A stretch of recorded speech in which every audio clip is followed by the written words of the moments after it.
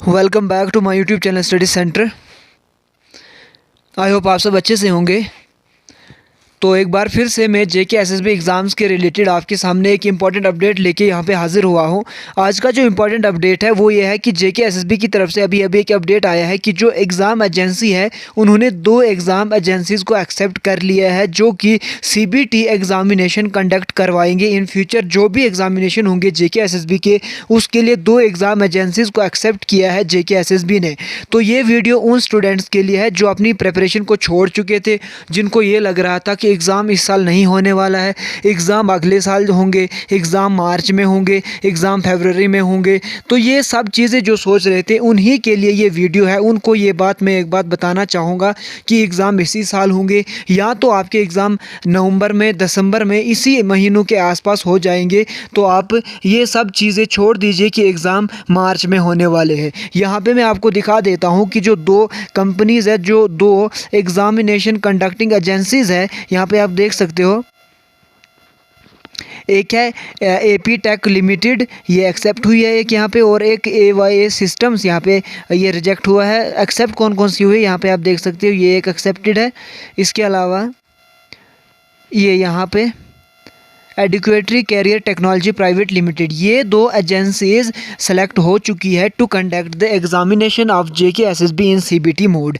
तो अब अपनी प्रिपरेशन को फिर से अच्छे से स्टार्ट कर लीजिए। जो छोड़ चुके थे अपनी प्रिपरेशन को, उनको मैं यहाँ पे एक बार फिर से ये चीज़ सजेस्ट करना चाहूँगा। मैंने आपको पहले से ही बोला था कि आप 15 नवंबर को टारगेट लेके आप अपना प्रिपरेशन कीजिए। आप अपनी प्रिपरेशन को रखिए 15 नवंबर को टारगेट लेके चलिए। अगर आपको थोड़ा और डिले यहाँ पे हो गया, कम से कम आप एंडिंग नवंबर को टारगेट लेके अपनी प्रिपरेशन को कीजिए। फिर अगर आपको 10 दिन एक्स्ट्रा मिल रहे हैं तो वो अच्छी बात है, और चीज़ें आप वहाँ पे रिवाइज़ कर लोगे। ये मैं आपको पहले से चीज़ें बोल रहा हूँ कि आप ये वाला टारगेट रखिए। फिर अगर 10 दिन आगे जाते हैं तो आप और ज़्यादा एक्स्ट्रा 10 चीज़ें पढ़ लोगे। लेकिन अगर आप पहले ही ये मान के चलोगे कि एग्ज़ाम मार्च में होगा, फिर अगर अचानक से मार्च, नवंबर एंडिंग या दिसंबर फर्स्ट वीक में हो जाता है, तो आप बोलिए कि आप तब क्या कर सकते हो। इसीलिए ये सबसे आपकी बड़ी बेवकूफ़ी होगी अगर आप ये सोच रहे हो कि एग्ज़ाम मार्च में होगा, क्योंकि जो एग्ज़ाम कराने वाले एजेंसीज़ है, जो जिनके लिए टेंडर इनवाइट किया था जेके एसएसबी ने, अब 2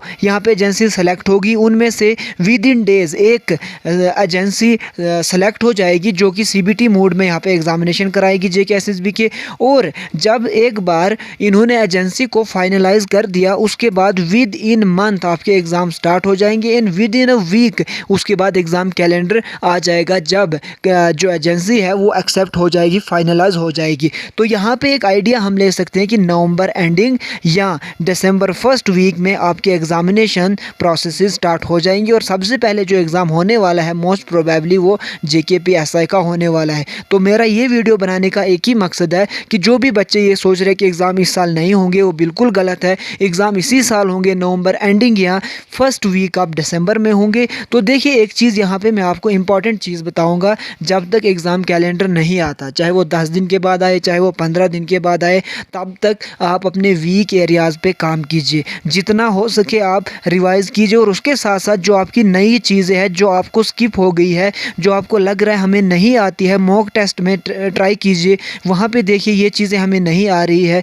जहाँ पे आपको नई चीज़ें मिल रही है वो नई चीज़ें पढ़ लीजिए, क्योंकि अगर एक बार एग्ज़ाम कैलेंडर आ गया, उसके बाद आपको कोई एक सिंगल चीज़ भी नहीं पढ़नी आएगी। क्योंकि अगर एग्ज़ाम कैलेंडर के बाद आपको 15 दिन या 1 महीना मिलता है प्रिपरेशन के लिए, वो खाली होता है रिवीजन के लिए। वो आप तब रिवाइज़ करोगे। अगर आप तब नई चीज़ें पढ़ोगे तो आप रिटेन नहीं कर पाओगे, बिल्कुल भी रिटेन नहीं कर पाओगे। वो आपकी सबसे बड़ी बेवकूफ़ी होगी। इसीलिए मैं आपको बोलूँगा, जब तक एग्ज़ाम कैलेंडर नहीं आता है तब तक आप क्या कीजिए, रिवाइज़ के साथ साथ न्यू चीज़ें भी ऐड कीजिए जो आपको रह गई है। जहाँ आपके वीक एरियाज़ हैं उनको स्ट्रॉन्ग कीजिए, और जो एक बार अगर एग्ज़ाम कैलेंडर आ गया तो आप खाली उसके बाद रिवीजन कीजिए। तो ये जो आपका डिले हो रहा है, कभी 1 हफ़्ता, कभी 10 दिन, कभी 15 दिन, इसको पॉजिटिवली लीजिए। इस हिसाब से पॉजिटिवली लीजिए कि हमें टाइम मिल रहा है कुछ चीज़ें नए पढ़ने की भी, जो हमें पिछली बार रह गई थी, जिसकी वजह से हमारा एक सिलेक्शन रुका था, या जिसकी वजह से हमारा सिलेक्शन हो भी गया था लेकिन 10 मार्क्स कम थे। उन चीज़ों पे आपको फोकस करना है। फिर जब एग्ज़ाम कैलेंडर आ गया, उसके बाद बाद आप आराम से रिवाइज़ कीजिए बिना किसी टेंशन के। तो आई होप आपको ये वीडियो अच्छा लगा होगा। तो यहाँ पे आपको मैं एक बात एंड पे बोलूँगा कि आप नवंबर एंडिंग टारगेट रख के अपनी प्रिपरेशन कीजिए। अगर उसके बाद दिसंबर में एग्जामिनेशन होता है तो आपको 10 दिन और एक्स्ट्रा मिल जाएंगे रिवाइज़ करने के लिए, करंट अफेयर्स को फिर से दोबारा से कवर करने के लिए, इन चीज़ों के लिए। इसके अलावा जो रिवीजन है आप हमारे यूट्यूब चैनल से भी कर सकते हो। हम यहाँ पे MCQ की फॉर्म में क्वेश्चंस लाते हैं और जो क्वेश्चंस के ऑप्शंस होंगे उनको भी हम यहाँ पे डिटेल में डिस्कस करते हैं। तो जो भी हमने MCQ सीरीज़ लाई है इस पर उसकी लिंक मैं डिस्क्रिप्शन बॉक्स में डाल दूंगा, वहाँ से आप उन रिवीजन सीरीज़ को देख लीजिए, वो आपको बहुत ज़्यादा हेल्पफुल रहेगी JK SSB के किसी एग्ज़ाम के लिए। तो यही अब इम्पॉर्टेंट अपडेट था कि अपनी प्रिपरेशन को कंटिन्यू कीजिए, छोड़िए नहीं। बाकी अपना ख्याल रखिए। आज की वीडियो में इतना ही रखते हैं, मिलते हैं नई वीडियो में, तब तक के लिए थैंक यू।